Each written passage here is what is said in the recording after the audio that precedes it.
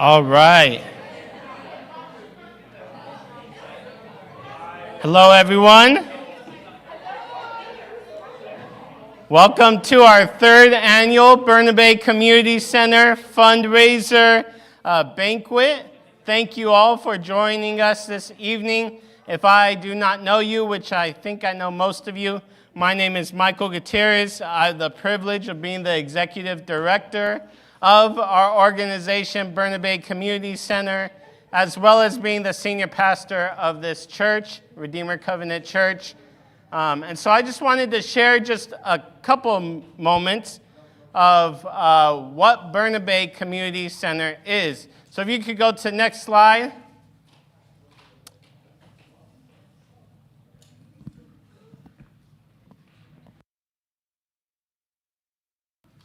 Yeah, so Bernabe Community Center, to put it plainly, is a nonprofit organization that serves Downey, Norwalk, and Santa Fe Springs. So over 22 years ago, 2003, our church, Redeemer Covenant Church, came together with another church and said, we want to serve our local community. We want to bless and fill the needs of our local community. And so the two churches started a nonprofit, separate 501c3 nonprofit entity for the sake of serving this community, for the sake of serving those who are in need in this community. We're going to talk about all kinds of different needs tonight, emotional, mental, physical, spiritual needs that we work to fill as Bernabe Community Center. Bernabe's mission statement reads this: Bernabe Community Center exists to serve and support residents in our community so that they may experience God's love as their needs are met. And so I'm very grateful for the opportunity to do that through Bernabe, to recognize and serve needs in this community. Why? Because we are a faith-rooted organization. We believe in the love of God. We recognize the love of God in our lives. And because we believe in the love of God in our lives, we want others to experience that love of God. Bernabe primarily does that through two ways that we're going to talk about tonight. Mentoring young people, specifically right now, high school students, but throughout our history, high school, middle school, and even elementary school students, and community development, community outreach, and community service. And so tonight we're going to be talking about those things.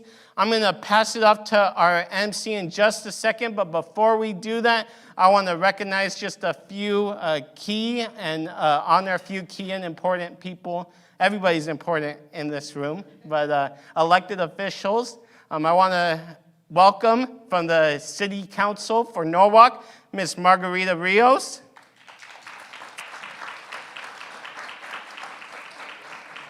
And from the School Board of Norwalk La Mirada, Mr. Jose Rios. Thank you for being here tonight and joining us as you serve our community, hearing about how we serve the community. I also want to recognize Principal of Norwalk High School, David Olea, who we partner with on many different projects. And also our board members do not like to be recognized publicly, but we do have 4 board members right now: Maria Gutierrez, Stephanie Frere, Sonny Gomez, and Jose Rocha. And with that, I want to welcome our MC tonight is Jose Rocha. And so, Jose, would you come up here, please? And Jose is a man in our community who has a passion for the community, a passion to serve our community, and that's how we actually met. We connected because we were both giving scholarships at a high school scholarship ceremony. Him and his family have done scholarships for high school seniors for many years. And so we connected on that. We got to talking about our hearts for the community, and I invited him to be on our board when our board started back up. So I'll pass it off to you, the Master of Ceremonies. Thank you, Pastor Mike. I honestly thought I was going to be the only Jose here tonight, but realized Jose Rios and then Jose Gutierrez. So it's pretty awesome that there's more Jose's here tonight. So a handful of you know me. Another handful might have seen me before, or might have seen me before the mustache and the long hair. And most likely, most of you have never seen me before and wondering why I'm standing on Pastor Mike's stage tonight. But like Mike said, he gave me the opportunity to be the host and be part of the board this year. I've known Pastor Mike. I want to say Mike, but I want to give him the respect, call him Pastor Mike, right? I've known Pastor Mike since high school through ASB. That's been almost 15 years. I wrote down 10 years, but then realized we're a lot older than we really are. So it's been about 15 years. And like you mentioned, we saw each other at the Senior Awards Night at Santa Fe because my family is going to be, this upcoming year is going to be our 5th year, giving the Rocha Scholarship to students that are studying a STEM major in college. So we're very excited. And like Mike said, we saw each other. That's when we reconnected. That was about 4 or 5 years ago. Reconnected and realized that we both had a passion for serving the community that raised us. Like I mentioned, I went to Santa Fe, Lake Center, and Lake Lac. Grew up in the Norwalk and Santa Fe Springs area. So I always want to give back to the community that raised us. He asked me to be on the board, like you mentioned earlier. He asked me to be on the board maybe about a year or so ago, but I told him no. I was like, I don't have the time right now. But then I started realizing, you know what? I really do want to help my community, do want to help serve the community that raised us. And you know what? I said, yeah, let's do it. This way I get to serve the community that raised me, but at the same time learn from Mike, because in a couple of years, maybe next year, I want to start our own nonprofit through my family, which I just spoke to actually Anna from the Little Lake City School District. We were talking about it earlier. Want to start our own nonprofit where we give back to the families and help students in the same community that we grew up in, which was the Norwalk and Santa Fe Springs area.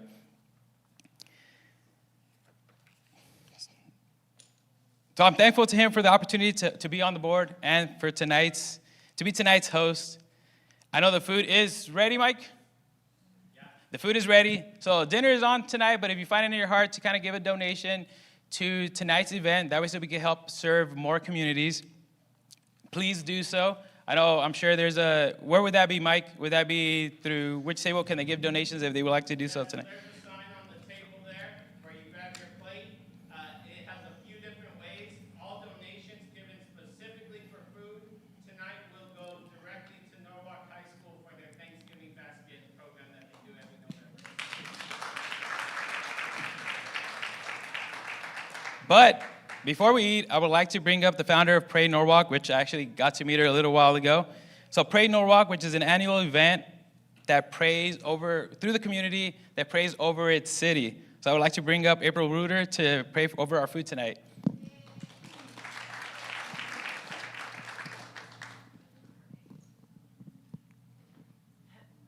Thank you. What an honor to be here tonight. All right, well, let's bow our heads and pray. God, we just thank you for this evening. We just invite your presence here, Lord, to be with us. Thank you for this ministry, Lord, for all that you're doing. God, we anticipate hearing great testimonies of your goodness, the ways that you've used this Bernabe, trying to learn the name. God, we just pray for great connection tonight, good conversation at our tables. And Lord, we just pray over this organization, Lord, that it would thrive and continue to grow and bless so many families, that its mission statement would just, would be fulfilled at every point of the way. So tonight, God, we honor you. We thank you for being here with us, and we pray your blessing over this great food and over every person that's here. Lord, we pray all this in Jesus' name. Amen.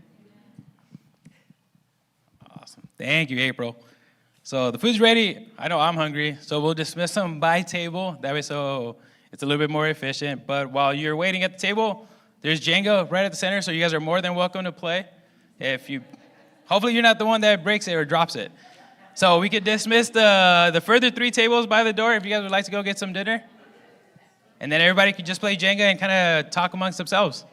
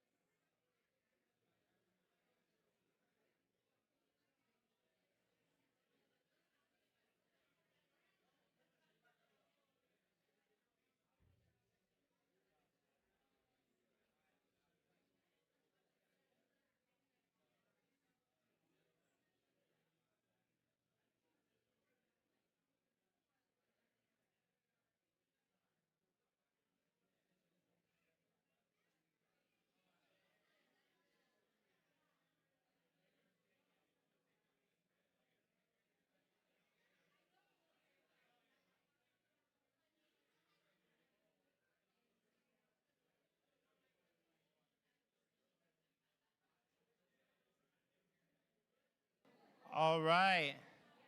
I hope everybody's food is great. Let's see. Thank you to Mom's Cocina for those amazing tacos tonight. Always on point, always great food. Thank you for that. And there's my sound guy.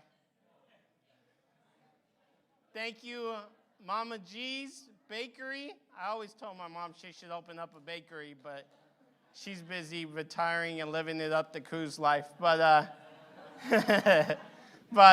thank you, Mama G, for baking those amazing cookies. If you like those cookies, you too can win a dozen to take home with you tonight by participating in our raffle. And so we have a raffle on the back table. If you like those cookies, make sure you enter the raffle and try and win some more of those cookies. I wanted to just recognize a couple more people. I want to recognize Council Member Rick Ramirez from the city of Norwalk. Thank you for being here tonight. And she told me not to do this, but I want to recognize former principal of Lakeside Middle School, Miss Anna Gutierrez. And the reason why I recognize her is because our organization was on that campus for almost 15 years, and we wanted to do a lot of work on that campus. There was a time where I, as a youth director, I was blessed to be paid full-time by the church to be doing community work. I, as a youth director, was spending about 10 to 15 hours a week on Lakeside Middle School's campus. And every time I came up with a new idea, Mrs. Gutierrez was all about it and just in favor of Bernabe. And so we honor you and thank you for being here tonight with us. I just wanted to share what Bernabe has been up to, and then we're going to have some stories shared further. And so if you'll put up that slide, Javi, I'll give you guys just a snapshot of what Bernabe does throughout the year. So some of our programs, some of our mentorship programs, is we have a club at Santa Fe High School called Christ Before Athletics. And so every week we are at Santa Fe High School, partnered with Covenant Mission Church and Pastor Sam Kim to share the gospel with sometimes 20, 30, 40 students given the week. And every week we're there to share the gospel. We have a leadership team that we're discipling. Pastor Sam has a Bible study that he does in addition to that. And then because we had Christ Before Athletics at Santa Fe, Dr. David Olea asked me, hey, would you consider bringing this to Norwalk? And now we've been able to bring it to Norwalk. And we meet every Monday during lunch with the students there at Norwalk High School and share the gospel with another 20 to 25 students right now. We also have First Fridays for families in our community, where pretty much every first Friday of the month, we offer families a space to play games, to have fun, to laugh, and really decompress after a crazy week. Busy week, and just have fun as a family. I think that's so important in our time period for families just to have time laughing and enjoying time together. If you'll go to the next slide. So some of the community projects we do throughout the year. This past August, we started something thanks to Allison Macy, who works at our church as a church marketing strategist. Books and Barbecue, where we gave away hundreds of books to local children. And we gave away about 100 hot dogs also to local children. And then we gave $450 to Dream Big Project for their school supplies and backpack drive. September, we opened up micro grants. And so what these micro grants are is we have 10 $200 grants available. And I want all those who work with students, and if you run a nonprofit, to listen to this. We have micro grants for you. I know it's not maybe a lot of money to change your organization, but these micro grants were created if a student can't afford prom, if a student can't afford to play in a sport, if a student can't afford sports registration or to register for a club. If a family can't afford their utilities, if a family can't afford their groceries, each organization at school can apply twice during the year for a $200 grant towards something that their families that they serve need. October, next weekend, we are doing our annual trunk or treat for the community. November, we partner with Norwalk High School to do Thanksgiving basket project with Norwalk High School. Last year, we were able, with Norwalk High School, to give 180 Thanksgiving baskets. And as an organization, we gave them $2,250, which they were able to spend on 84 $25 gift cards for families to go and buy groceries for Thanksgiving. Every December now, thanks again to Allison Macy. She's been working very hard on these community events. We do a free thrift store where we welcome families to come and get toys and clothing and books. And so we welcome about 100 or over 100 families to come and get resources during the holidays. We also gave $1,000 to various Christmas projects that were going on in the community. If you go to the next slide.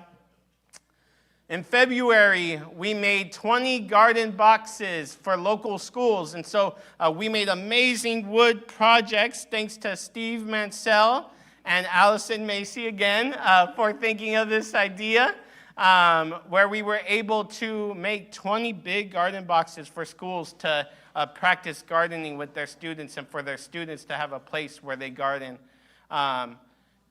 Every April, we do an Easter basket project for all the Little Lake kids who are in need and may not have access to something fun like an Easter basket. And this past April, we gave away 169 Easter baskets to children in the district. This past May, we gave $2,000 in scholarships, 4 $500 scholarships to graduating seniors, both at Santa Fe High and Norwalk High. Every July, we do a fireworks booth fundraiser, which if you've done a fireworks booth fundraiser, it's very difficult, a lot of work.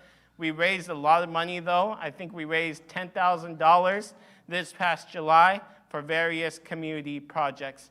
Just want to share a few statistics before we go to the stories.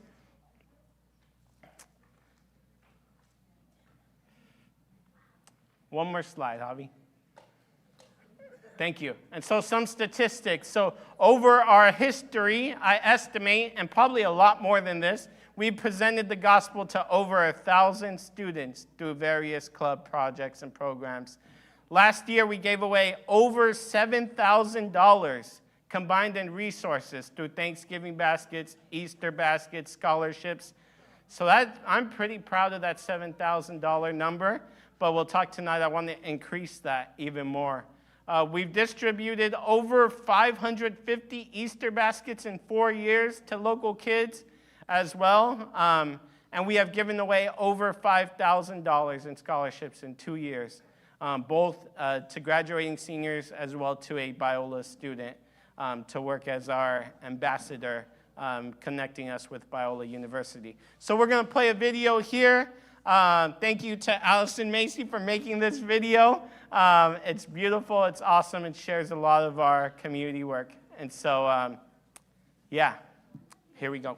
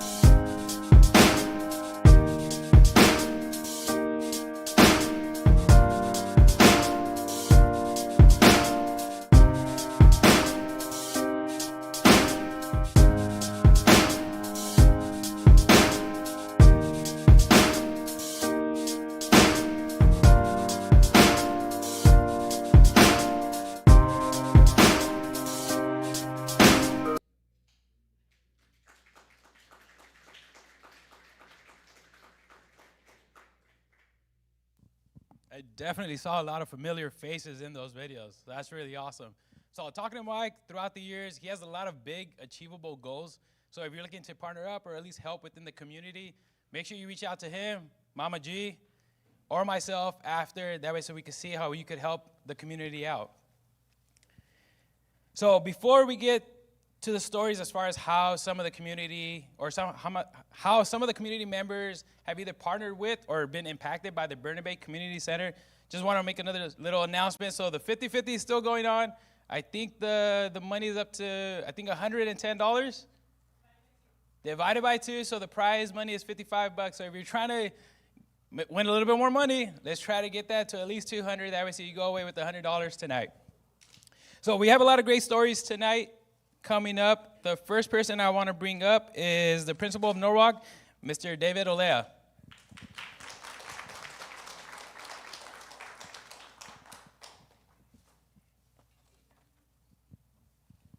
It's a long walk, huh?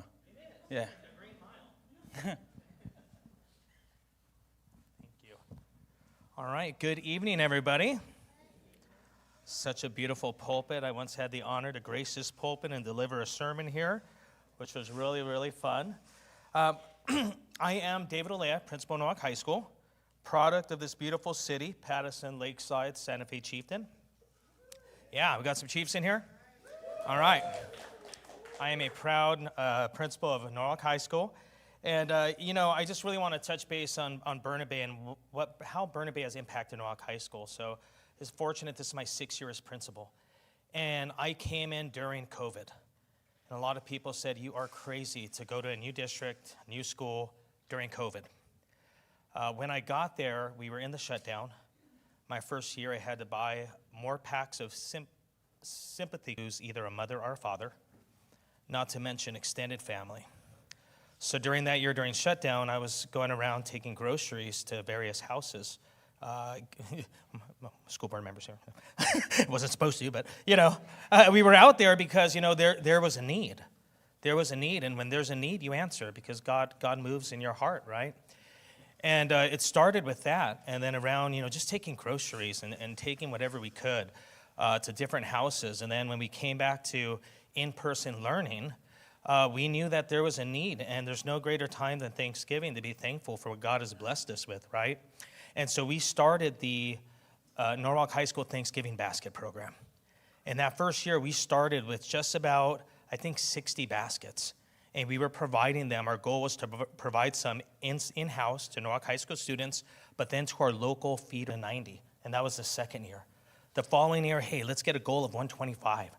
The following year, let's get a goal of 150.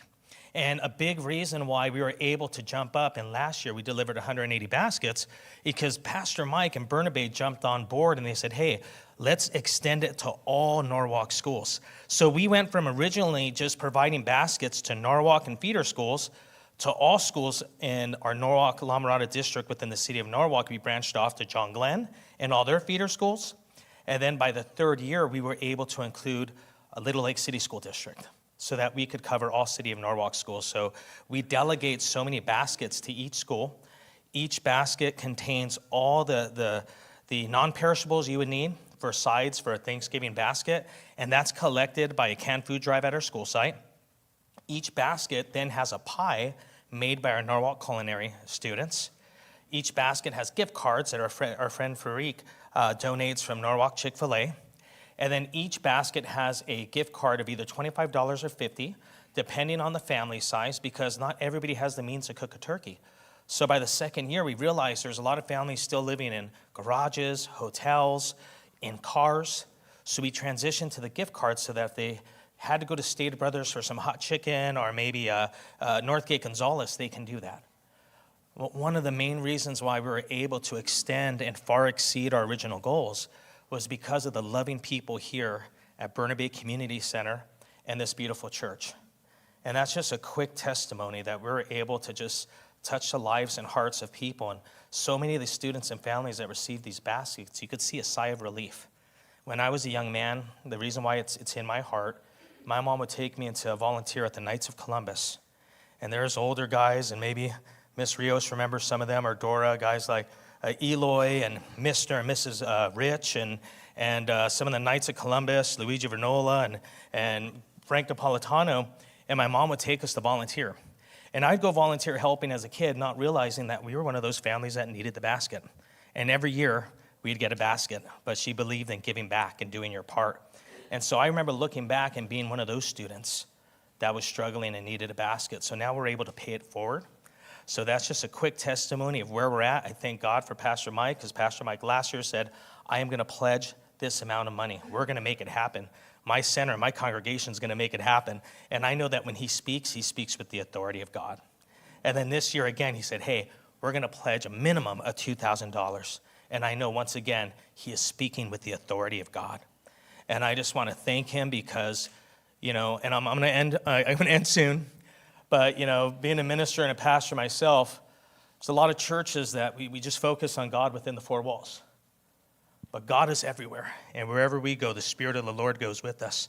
And I'm just so thankful to not call him a brother in Christ, but a friend, because he takes the Lord everywhere he goes, into the schools where we need it most, into the community where we need it most. So God bless you. God bless this congregation. God bless everyone who has been a part of helping this great cause. And that's it. Thank you so much. May God bless you always.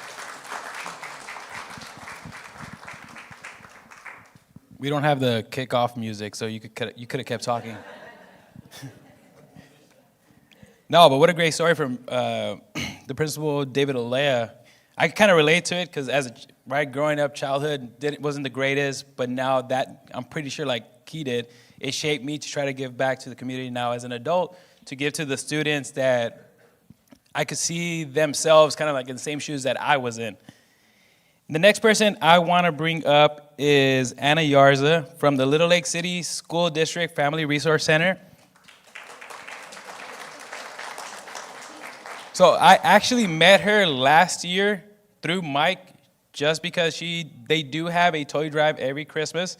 And ever since then, my family has been partnered up with them, whether it's donating clothes for I think it's a food pantry that they host every second Friday.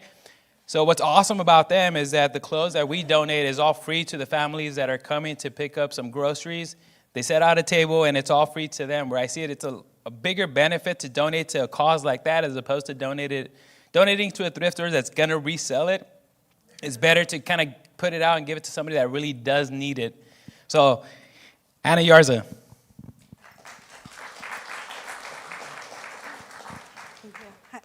Hi, everyone. Like Jose said, my name is Ana Yarza, and I am the district social worker for Little Lake City School District. And I do see a lot of familiar faces, so I'm really happy to be here and just talk a little bit about how Bernabe has supported our program. Part of my role is to bring in programs for our most vulnerable students at Little Lake. We're talking about our foster students, our students that are experiencing homelessness, and unfortunately, we see the numbers growing, right? With the way that the economy is, and here in California, the cost of living is just, so we continue to see more and more families rather than less and less. And so we will take all the support that we can get. When Mike asked me to speak, I did, reflect on how far, it's been since we've been with Bernabe, and I am also a product of Little Lake City School District. I moved to Norwalk when I was in middle school, so I started at Lakeside and then Santa Fe. But my brother was part of Bernabe when he was in high school. He was part of the after-school program that they had at Lakeside where they would do the sports, and so he would coach students there.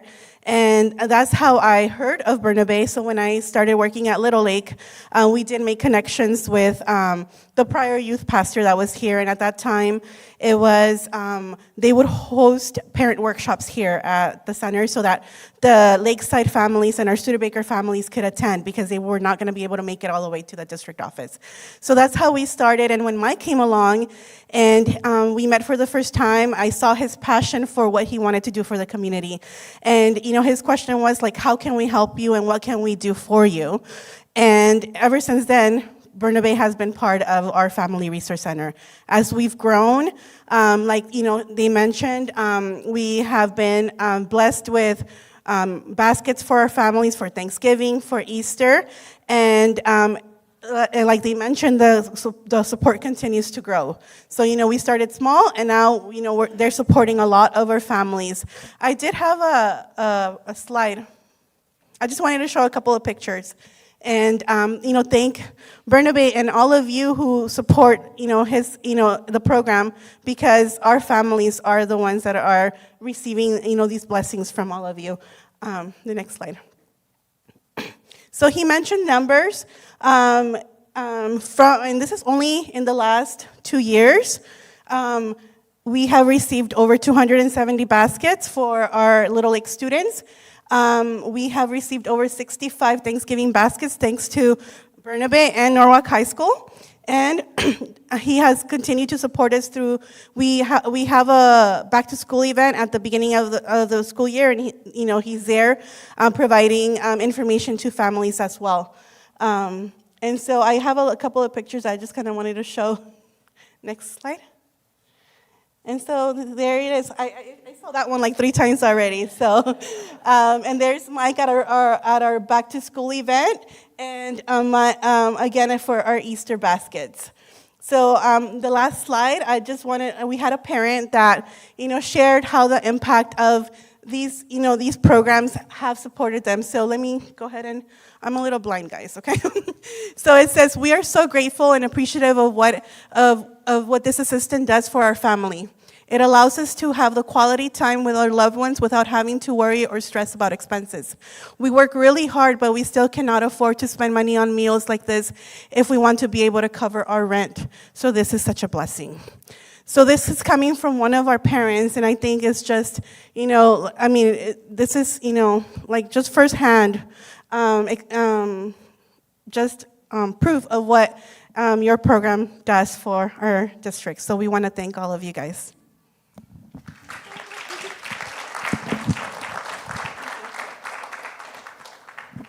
Thank you, Anna. Appreciate it.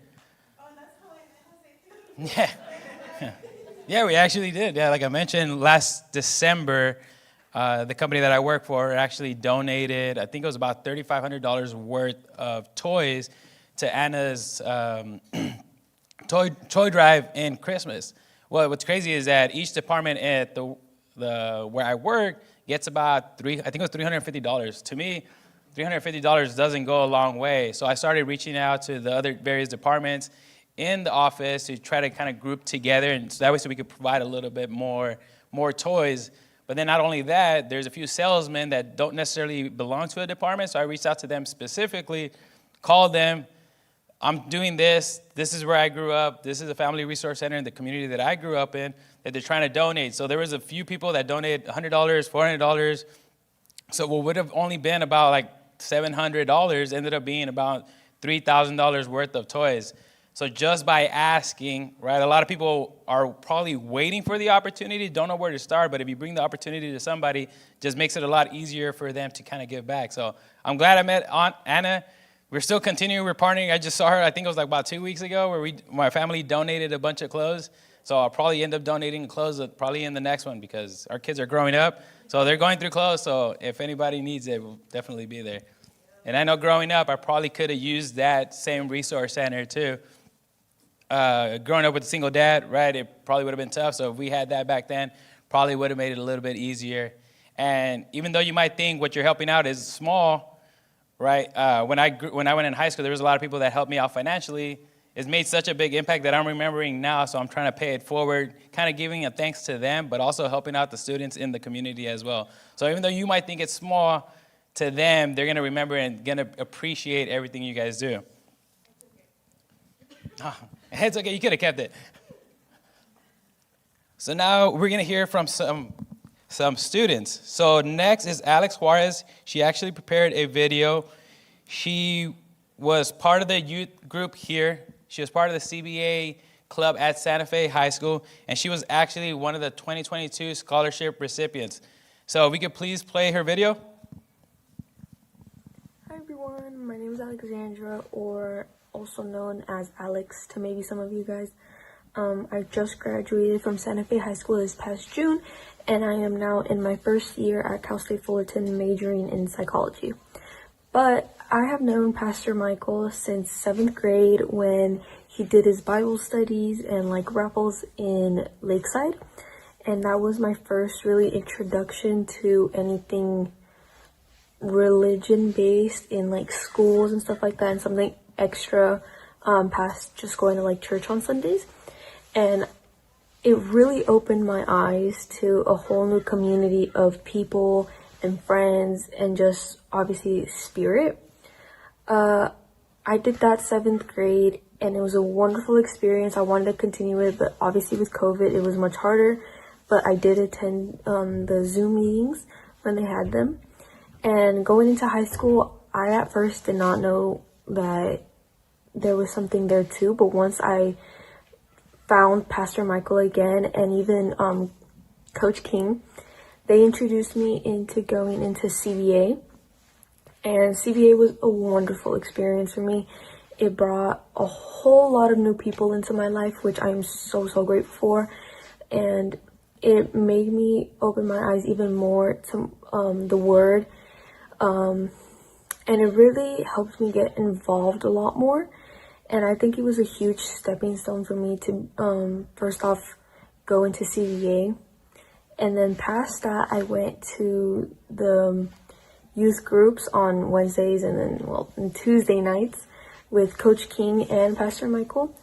And I actually got to become the president of youth group. And I think that was one of the best experiences that I've ever had. Being there with like a group of people that I felt so close to, and just being in the Word every single week. Because I know it's like hard, like every single day and stuff like that, because we all get busy, but it really helped me put more time into God and helped me grow my faith even more. And it was overall just a wonderful experience, and I'm so grateful for everything, like the 7th grade classes, Bible studies, to CBA, to the youth group. I'm so grateful for all of it, because it really has helped me in my path with the Lord and to grow my faith and just get more involved. I feel like I definitely put myself more out there in like church especially, and it overall just helped me as a human being really grow into my own senses. And then I got the scholarship. I was one of the 2 that got the scholarship, the $500 scholarship that King and Pastor Michael gave both me and one of my best friends. And that greatly helped me. Like, that helped me so much, because I will be honest, I didn't pay a lot for tuition. And that scholarship was actually able to cover my whole tuition for my first semester. So I'm entirely grateful, and I really hope that other students and other kids will get this opportunity, because I feel like we really need it nowadays. And we just need to be in the Word. We need to be spiritually guided through life right now, especially with everything going on. And yeah, I pray all of you guys have a wonderful rest of your day, and that you guys take something away from this. And a huge thank you to Pastor Michael and Coach King for everything that you've done for me, and you guys will always have a special place in my heart. And yeah, bye-bye.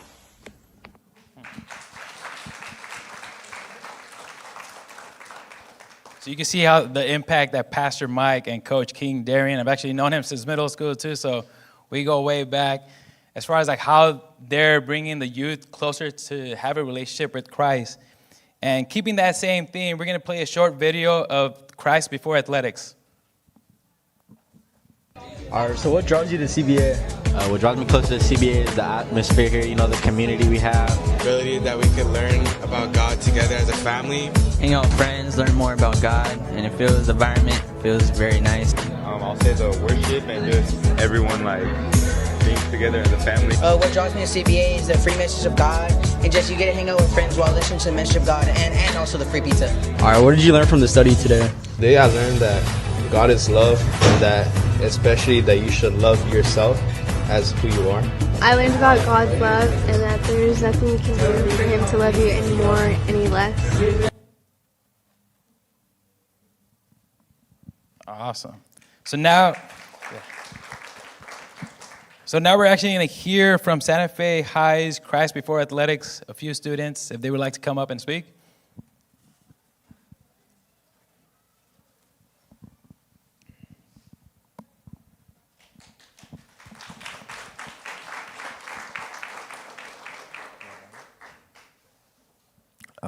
Hello, my name is Tyra Mosley. How you guys doing? So today we'll be talking about CBA and how it's helped us and how it's helped me. So I would say shifting into high school was a very different experience than most, but having a friend, Kim, who is involved in church and getting me involved in the church, and then knowing Coach King and Pastor Mike, CBA was a great place to make new friends, get closer to God, learn about the Bible in a way like I can understand, not really feel rushed, like not that much time at lunch, just learn, eat pizza, sit.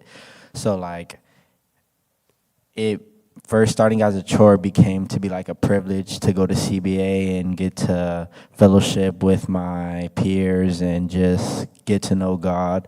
But not only get to know God, but get to know myself as a young man in Christ, and having these leaders help me out. So that's what CBA has done for me. Thank you.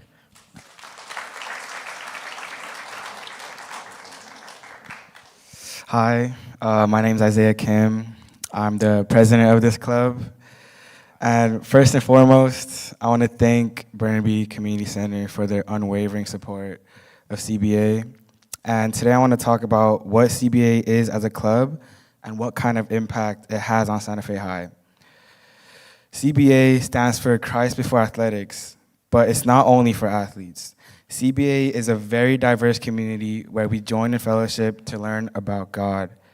It's a place for those who are hungry for the word and who are searching for answers. I can see how much God is working through this club and how he is touching the hearts of so many students. It is thanks to the Bernabe Community Center support that we as a club can continue to thrive. Once again, thank you so much, and I pray that you continue to support us and our club. Thank you. Good afternoon, my name is Kaylin, and I'm currently a sophomore at Santa Fe High. It is an honor to be able to speak in front of you all tonight about something I'm very passionate about. I discovered CBA in the last semester of my freshman year. My track coach was a staff member and invited me to attend. My whole life, I've been blessed to attend a private school from preschool to 8th grade. Coming into a public school was a big adjustment for me, being that my whole life I've only attended a private school. CBA really helped me reach out to find a group of people that believed in what I believed in. It gave me something to look forward to every Wednesday. I knew that even on my bad days, or days that I felt lost, I didn't belong, I could lean back on CBA as my foundation and grounding. CBA reminds me that I'm never alone and always have somewhere to go and call family. I love being able to hear God's word every week and just be reminded of his love. Last year, Coach Kim, Pastor Mike, and Coach King, one of our staff from last year, convinced me to sing for worship every Wednesday. I am kind of shy when it comes to speaking or being in front of a crowd, but they were all very supportive, and little by little, I was able to let my guard down and meet new people. This year, I had the opportunity to be a part of leadership, so I am the sophomore representative and the worship team leader. I'm so thankful for God blessing me with the family I have at CBA. I can't wait to make more memories this year. Thank you for all of your time and for your support. God bless you.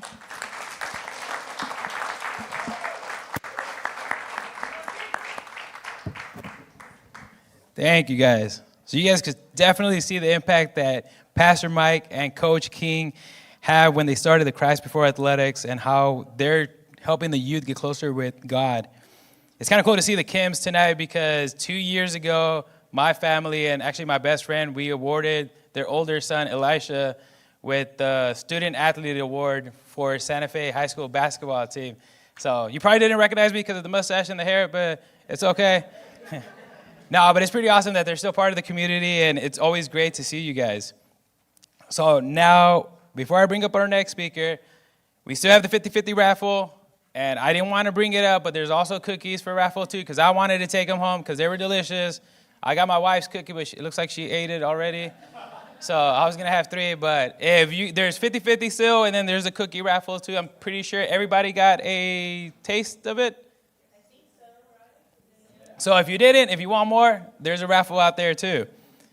So I'm excited to bring the next speaker. My wife and I actually had the privilege to sit down with him and talk a little bit before he came up.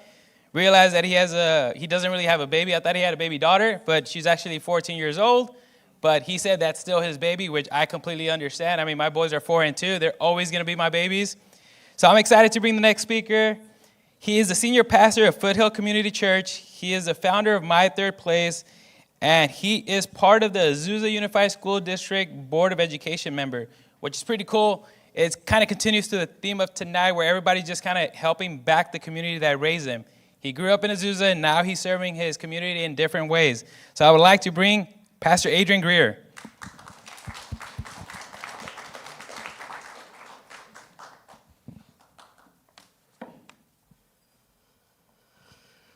What was your foundation?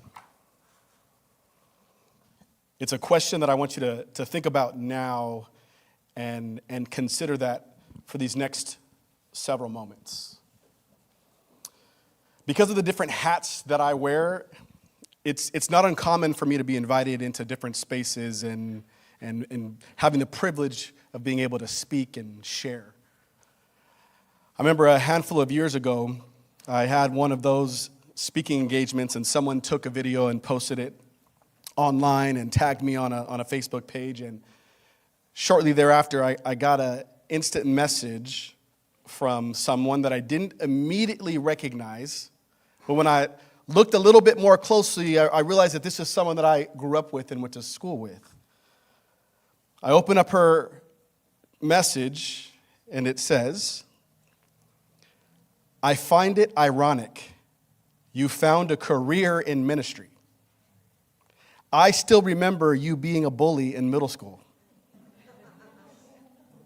Don't worry, that didn't affect my life.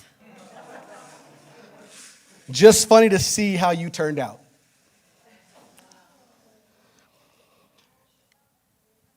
You hear me being introduced and invited and handed a microphone, and then I just throw a blazer on top of a t-shirt and some jeans.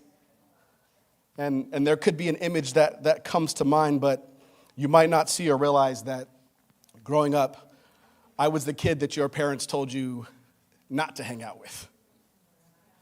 That growing up, I was the kid that maybe you tell your kids now, don't hang out with. But as we're looking at the theme for our night, which is building upon a foundation, I want you to consider, what was your foundation? The definition of a foundation, the formal definition is the lowest part of a building, typically below ground level, that is load bearing. So if you think about a foundation, or if you think about the structure that a foundation is built upon, you can see the building. But there's a foundation of some things that are down below that you can't quite see, but man, does it affect what the viability of the building that's on the foundation. You could have the most beautiful, the greatest building, greatest structure ever created, but if it's built on a foundation that is compromised, that building doesn't stand a chance. And so when I look out here this evening, I want to say you all look lovely.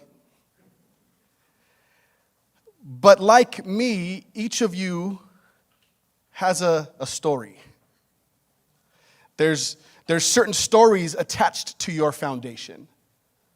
There's certain things that happened before your life was even being built. Things that you didn't ask for, families that you came into, a community that you came into with characteristics and logistics that maybe you, if you were honest, would have preferred not be that way. I see the dignitaries, the leaders, the community members that are here, and the great things that you're doing. But you too have a story, and your story is built upon a foundation. And so again, I'm asking you to consider, what was your foundation? Maybe even take a moment and really actually think about that. What were those things that maybe were outside of your control? What were those things that you found yourself having to experience and realize in your own life growing up? Really take a moment and think about that.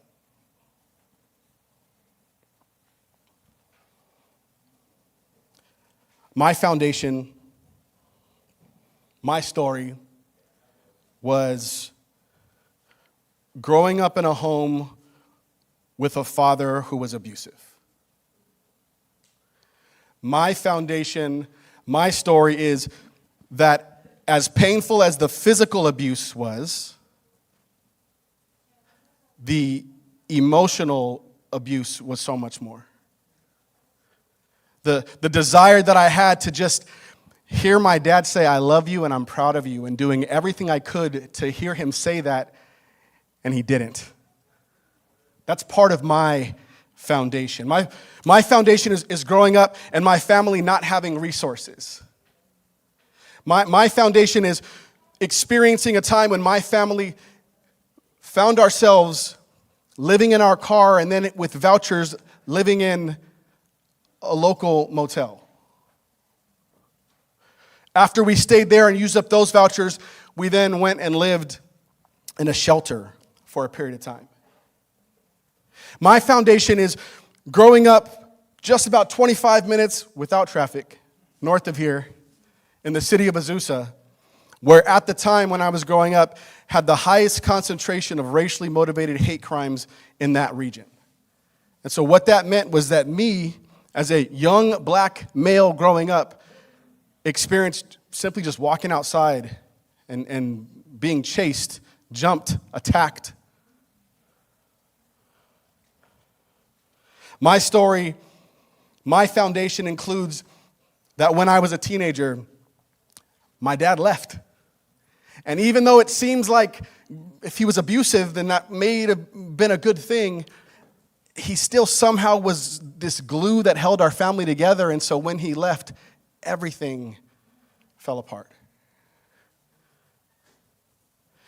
When I think about what was my foundation, I think about these things that were part of my story that I can't control, that I didn't sign up for, that I didn't ask for.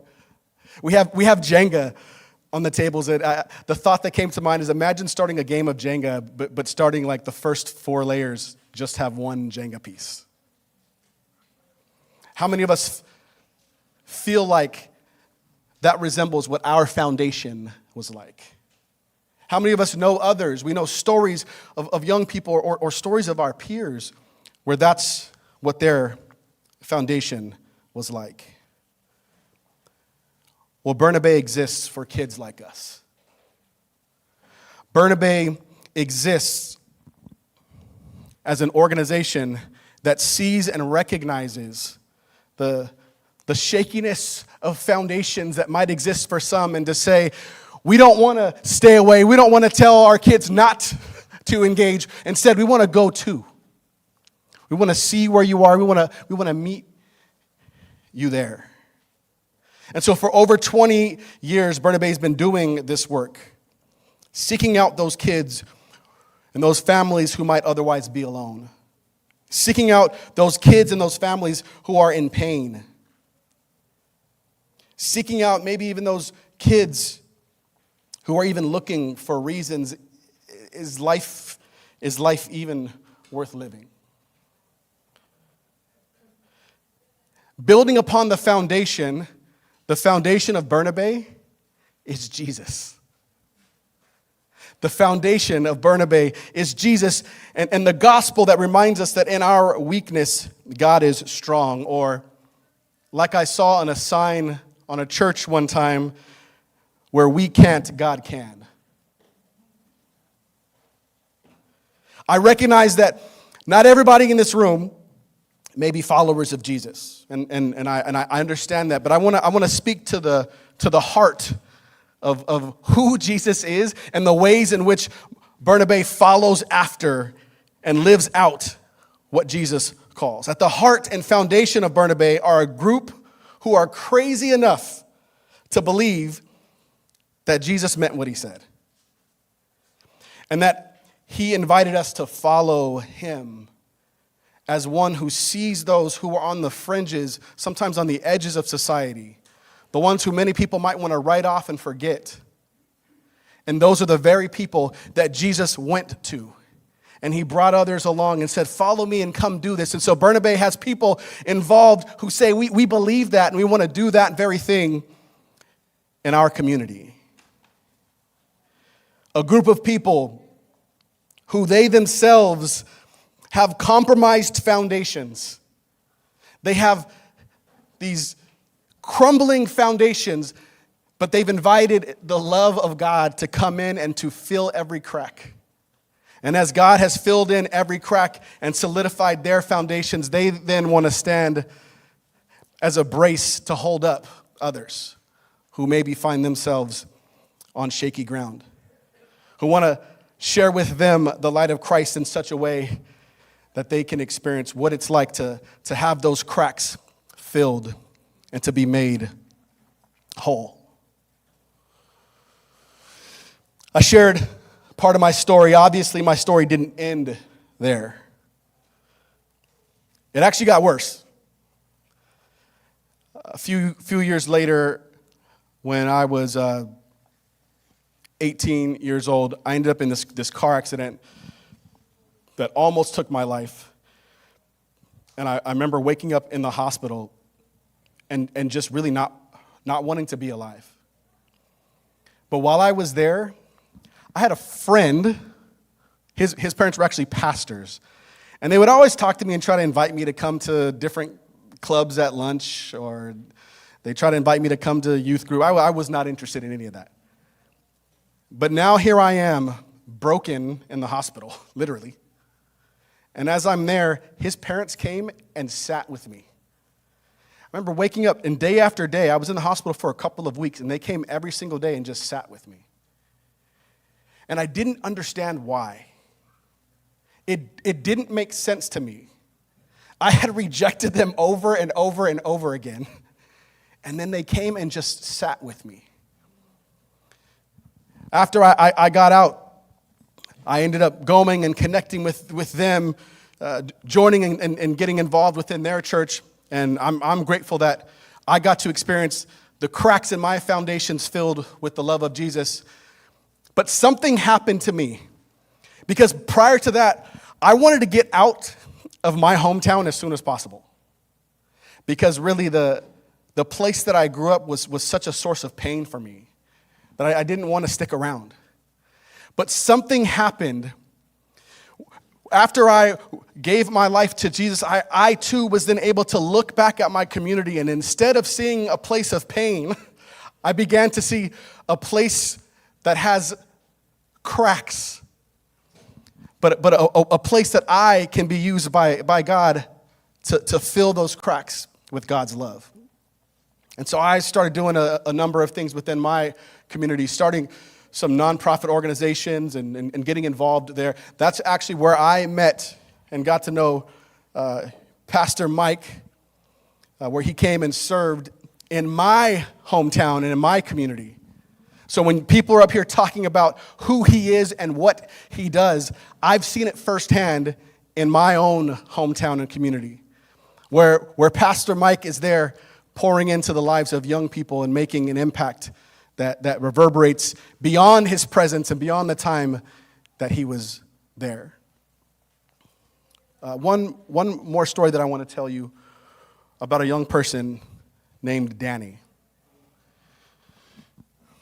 Like I said, I was working and doing this work, just felt this deep call to love and to be for the young people what I didn't have. And I'm doing that, living in this one particular neighborhood, which is a neighborhood people say you don't want to go to. Moved into that neighborhood and was doing ministry there. And I remember I'm working for this nonprofit in that neighborhood, and I walk up and I see this kid with a can of spray paint. And he's spray painting the gate on the dumpster area. And I go over, I'm like, hey, what are you doing? And he's like, oh, What had happened was so-and-so, one of my coworkers, told me to paint so that I could, she gave me the can so that I could, and I'm like, yeah, right, give me the can. Give me the can. He gives me this can. And then I see him running around the neighborhood from time to time, and eventually I connect with him, and he joined the program, and I got to walk with him for the next several years. Fun fact, found out about a year later he was telling the truth. One of my coworkers, someone else had tagged the trash can, and one of my coworkers trusted him enough, gave him a can of spray paint to cover up the tagging. So he was telling the truth.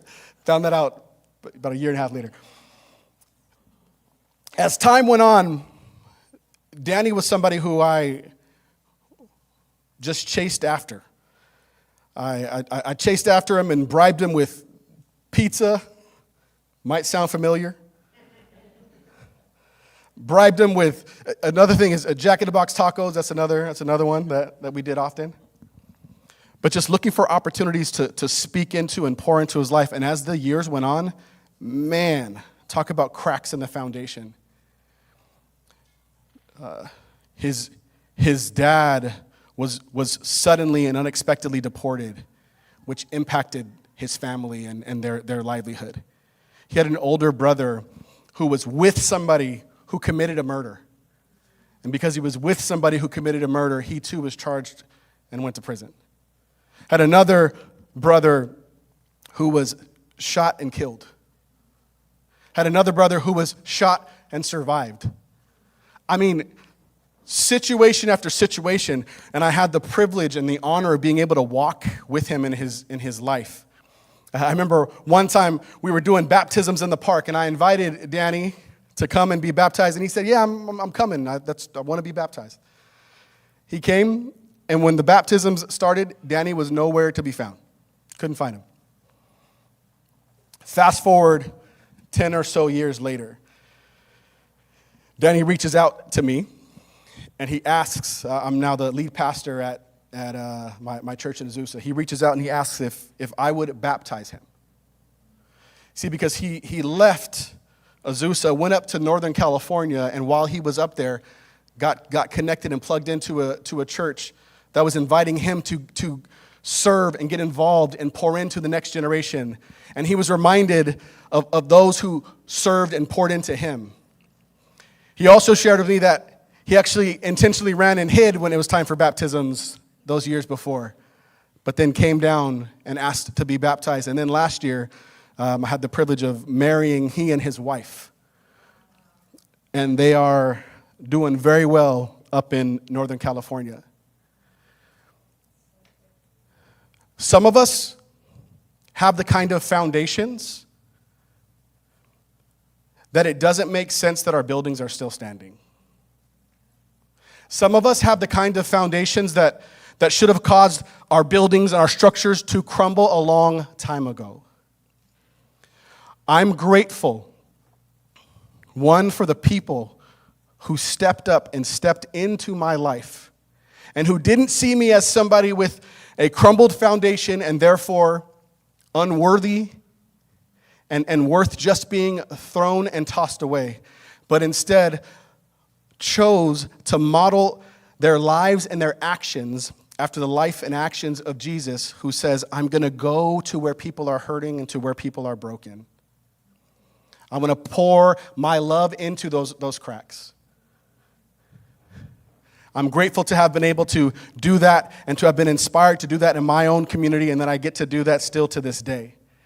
And when I hear the stories of what's going on in this community, it inspires me and motivates me, I feel, to go on for the next 20 years, knowing that there are crazy people here also who are just willing to be those who don't give up on the young people, who don't give up on their own communities, who say we refuse to be a group of people who just grows up in this community and heads out, but instead pours in and pours out into this community.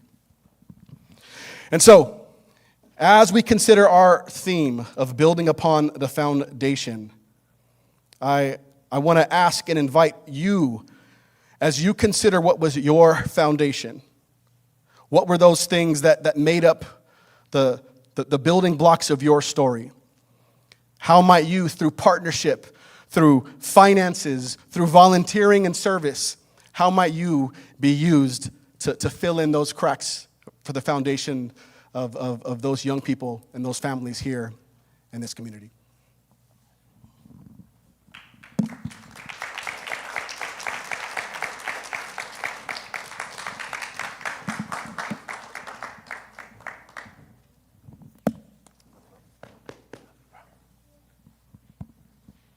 Thank you, Adrian.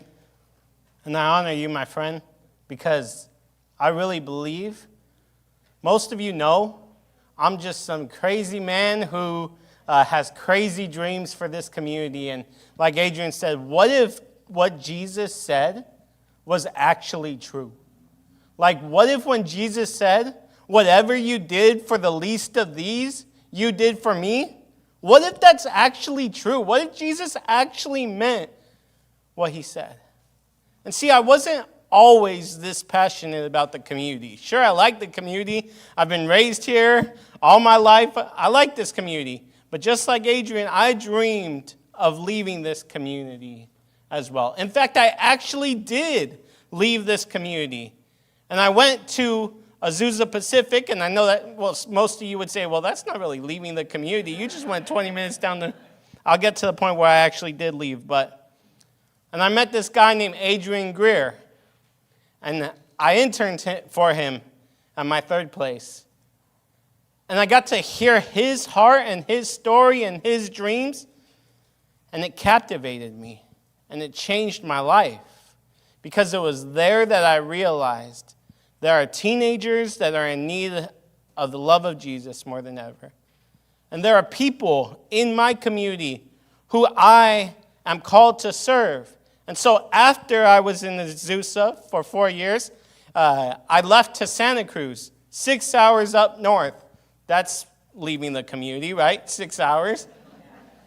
And I lived 6 hours up north for a year, but in the back of my mind stood the words of Adrian. In the back of my mind stood the passion of Adrian. In the back of my mind stood the heart of Adrian, which is really the heart of God in him.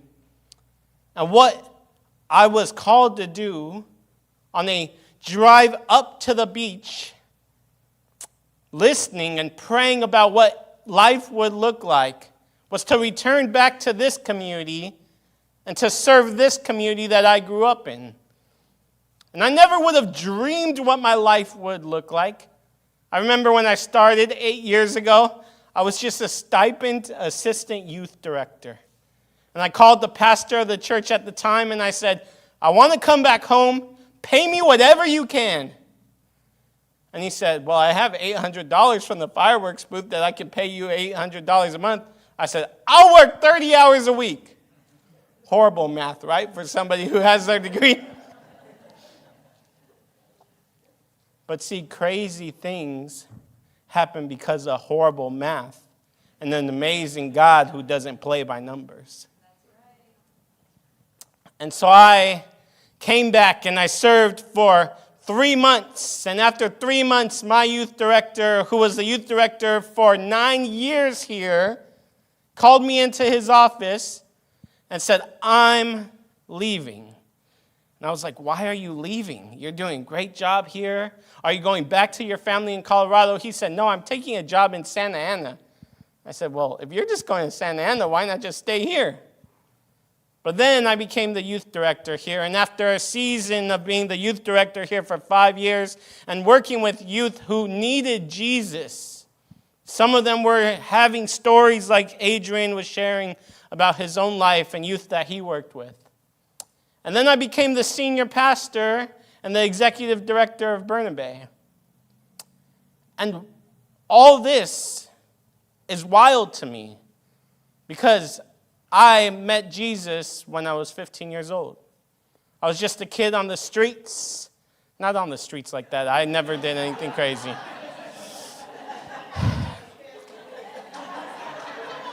Not like that.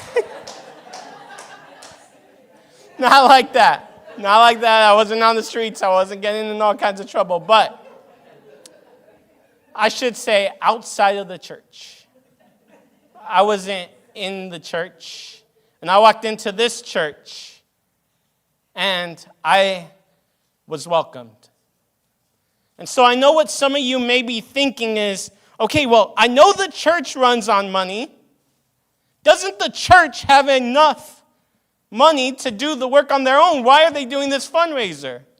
But if you know anything about our church has less people in it than are in this room right now. But I'm a crazy guy. And I have a crazy vision of maybe God actually meant what he said when he said to go serve the least of these. And so because I have a crazy vision, and it's sometimes I get in trouble because my vision's too big, I know that our small church can't do it on our own. Our small church is just a piece of the puzzle. See, and when Bernabe was started, they said the slogan, building our community together, piece by piece. And see, I didn't think of that until after I bought the 9 Jenga sets that are at your table. And then I thought, okay, piece by piece, that's what it's all about. That as you do your piece, and I do my piece, and our church does our piece, I'm going to keep doing that because Javi moves the camera a little bit just to fit me on the screen. Okay, I'll get back here. As we each do our piece, a community begins to build. A community begins to strengthen. A community begins to become more beautiful. A community begins to have what it needs. Families begin to have the resources that they need. Students begin to hear the gospel that they need to hear. Children begin to have the resources, educational resources that they need. But what happens if a piece is taken out? See, like that Jenga looks really, really shaky right there. And I'm really tempted to start pulling pieces out to see what happens. But we all know what happens as you take piece by piece out. The whole tower begins to crumble down. Each piece that you take out makes a tower weaker and weaker and weaker. And as you take the piece out, the tower falls. See, and we have this theme, building upon the foundation. Because Bernabe has the foundation. We've had the foundation for 20 plus years. But just because we have the foundation doesn't mean that the tower is as it should be. Like, what if you went to buildings in our community and you looked at them and they just had the foundation there? Nothing built upon the foundation. It would just have the foundation. It would be nothing. It wouldn't even be a building. But every time you build upon the foundation, it becomes what it is intended to be. And so tonight, I want to invite you to support us as we move forward. And so Javi's going to put the next slide up. If you put our goals slide up, Javi. We have some goals for our upcoming school year. See, I believe this church was primarily founded as a church, as a spiritual place for people to find and follow Jesus. But I also believe that this church was founded for the sake of the community. And so I see this space, I envision this space being a space for the community. And so whenever somebody calls me or texts me and says, I have this community event I want to do, can I do it at your church? I say, sure, our doors are open. I've done that for Kiwanis as we've done taco fundraisers. Done that for Door of Hope the last couple of weeks as they've prepared food for families in the Norwalk La Mirada district. Because this church is a gift from God. And gifts from God are not meant to be wasted. And so I envision this space being used for God.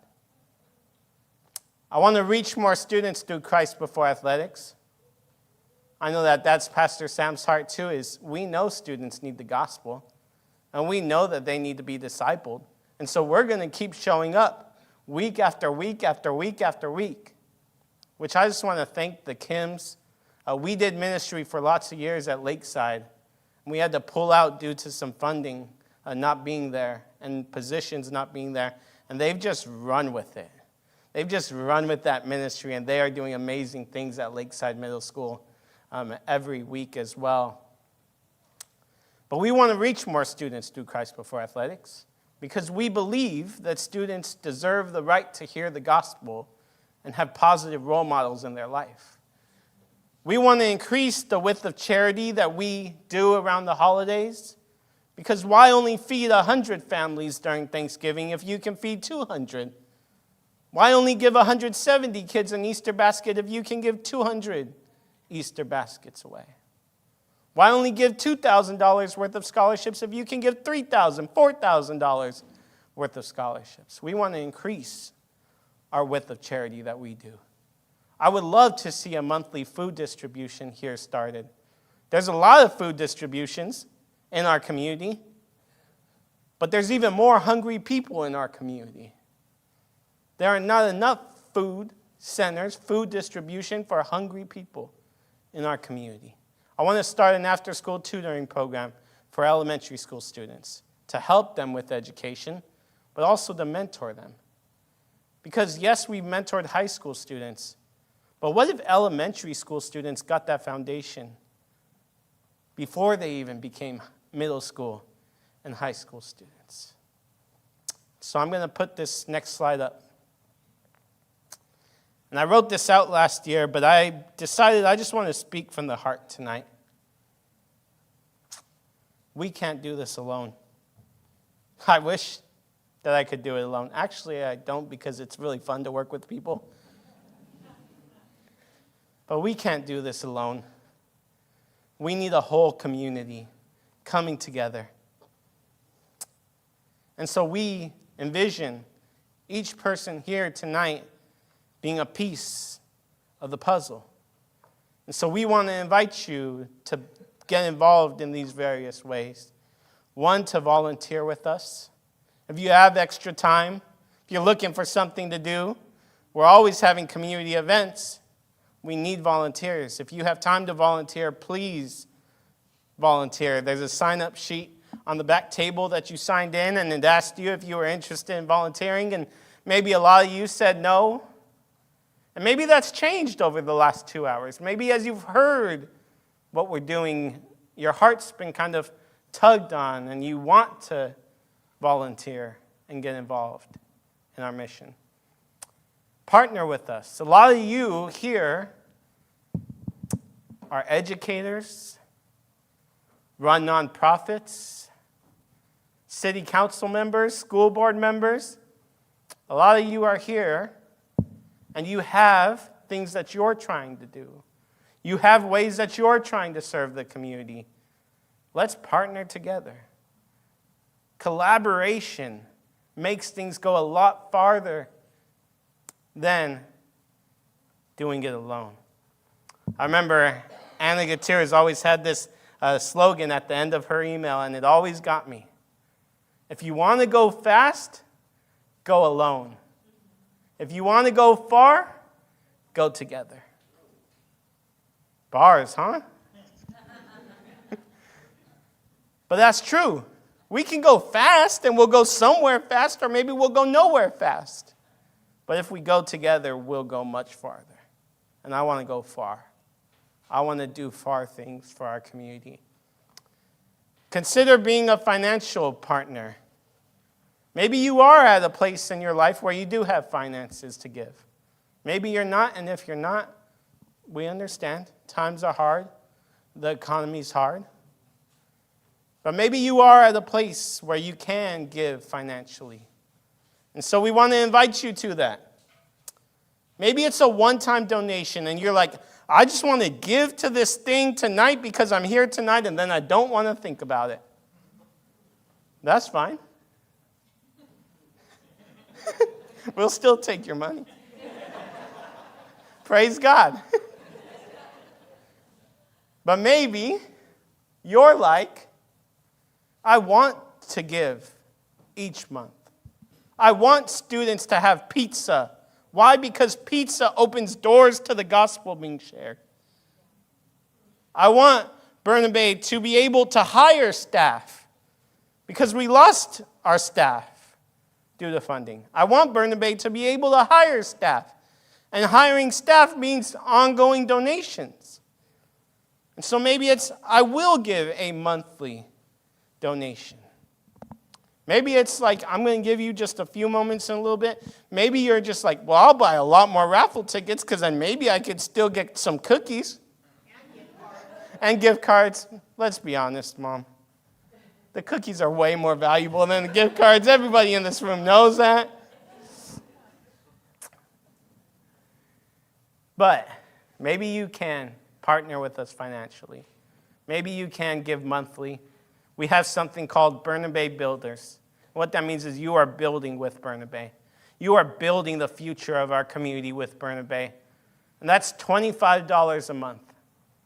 $25 a month is like 2 fast food meals out, sadly, these days.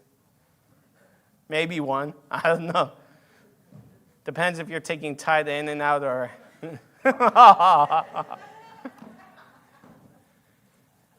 But $25 a month for Bernabe Builders, saying you are building with us. You are building the future of our community with us. And if you are interested in that, I want to give you the opportunity to give to that. And then the last is pray for us. Lately, I've been more and more convicted that if the dreams are too small, that you don't have to pray for them, you're doing something wrong. See, because if my dream is so big that I have to pray for it because I know that without God it will not happen, that means that my dreams are big. And so I want to pray. I want to dream dreams that I need to pray and ask God for. I need to be asking God for every dream that I have, but I want to dream dreams that cause me to be on my knees in prayer because they're just that big. And so would you pray for us? If you are a follower of Jesus, would you consistently pray for our organization and what we are doing, what we want to do in our community? And so I want to end with this. You might have a Jenga piece in front of you. And if you want to give a financial donation tonight, I want to encourage you. Take this Jenga piece in front of you. And you have Sharpies on your tables. If you want to give a donation tonight, or maybe you want to be a Bernabe builder and give a monthly donation, would you take this Jenga piece and take a Sharpie and write on this Jenga piece what you are pledging to do? Maybe it's a monthly donation. Maybe it's a one-time donation. But I want to encourage you to take one and think, could I give an amount each month? It doesn't have to be $25. Maybe you can give $5. That's a Little Caesars box of pizza. That's 8 students hearing the gospel. Maybe it's $15. Maybe it's $20. Maybe you're like, I want to give more than $25. But if you want to give a monthly donation specifically, would you take this piece and write on it? And if you want to give a one-time donation tonight, you can give to the ladies in the back. Thank you, Stephanie and Caitlin, for helping so much with that all night back there at that table. And so that's what I have for us tonight. I'm going to give just a few moments before we do that raffle. If you want to buy any more raffle tickets, feel free to buy raffle tickets. If you want to make a monthly pledge, take this Jenga piece and consider writing a monthly pledge on it. If you want to make just a one-time donation, you can give it to the ladies in the back, and they'll take care of it. If you can give it to Venmo. You can give online at bernabecc.com/give. We are committed to doing work in this community, but we need you, not just financially, but volunteer, partnering, collaborating. Let's build a better community together. I'll be back to do the raffle in just a moment.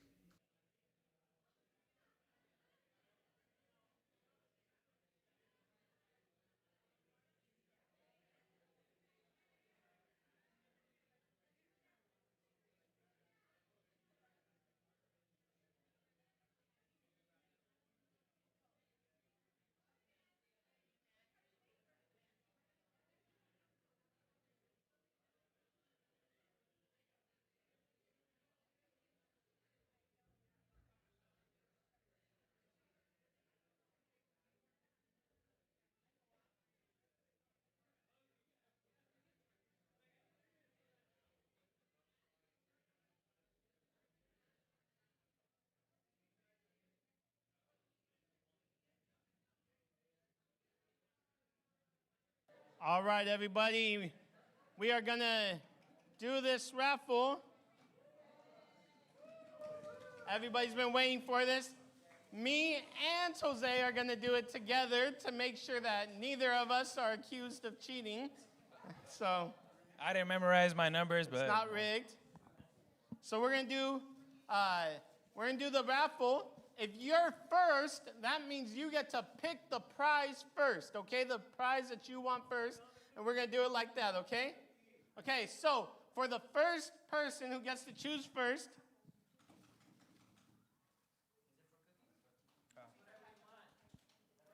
So first ticket is 630700.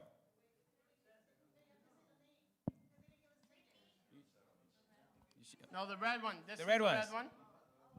I probably should have said the red one, yeah. Okay, 630700.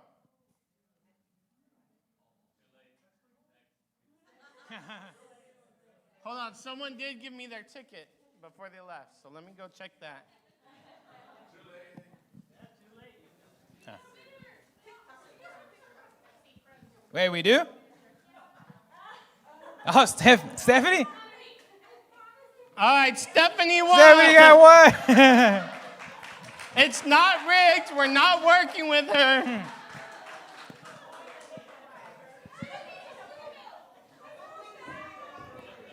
All right. It's all good. Okay, we're moving on to the next one. Next winner. What did she take? What did Stephanie choose? The gift card. So she left the cookies for you. Don't worry. All right, so next ticket is 630516. Huh. All right, winner! What is she going to take?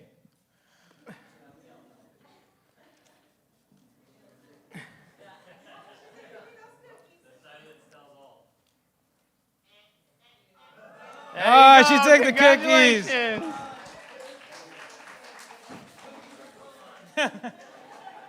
All right, our next winner. Next winner is 630667. 67. 667. The last three numbers, 667. Winner!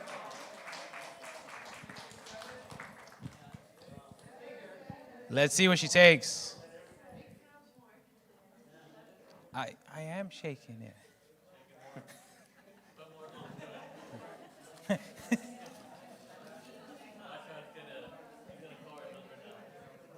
Oh, Home Depot gift card. Home Depot gift card, okay.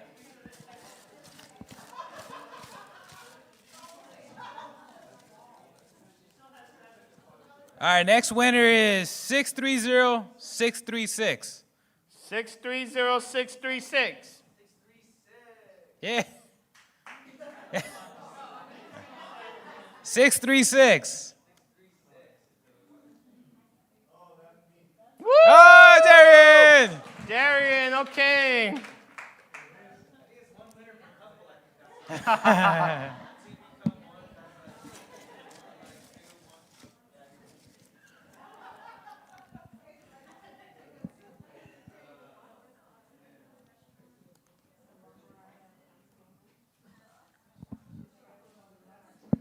All right, next winner is 687.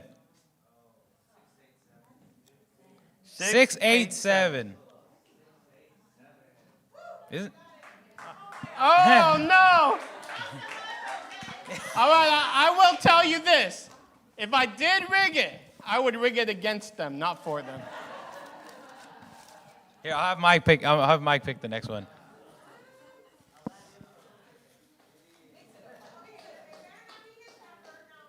Here we go.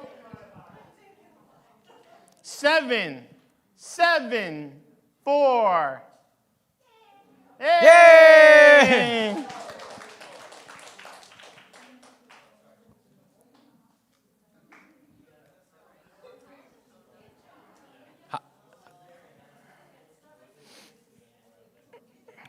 Stephanie, how many? One more? No, now it's Mike. I'm not doing it anymore.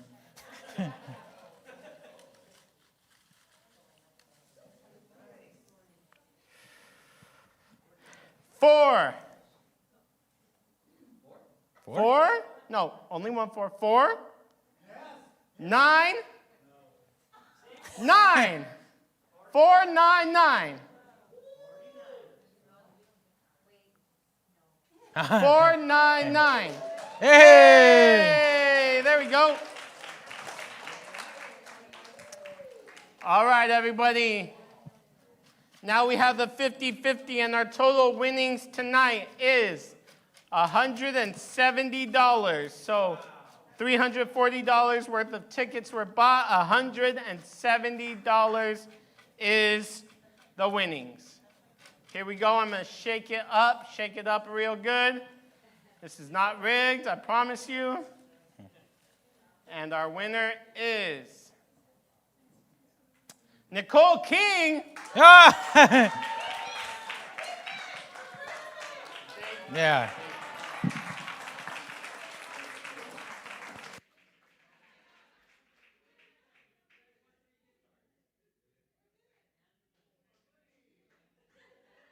Hey, it's not your money, it's her money.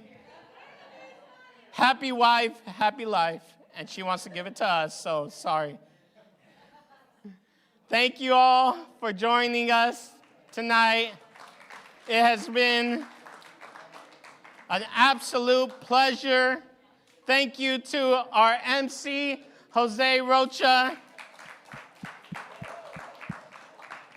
Thank you to all our assistants who helped serve, who helped set up, who helped volunteer. Thank you so much. Thank you to our keynote speaker, Adrian Greer. And if you are making a pledge, feel free to leave it on your table and we will pick it up at the end of the night. Thank you so much.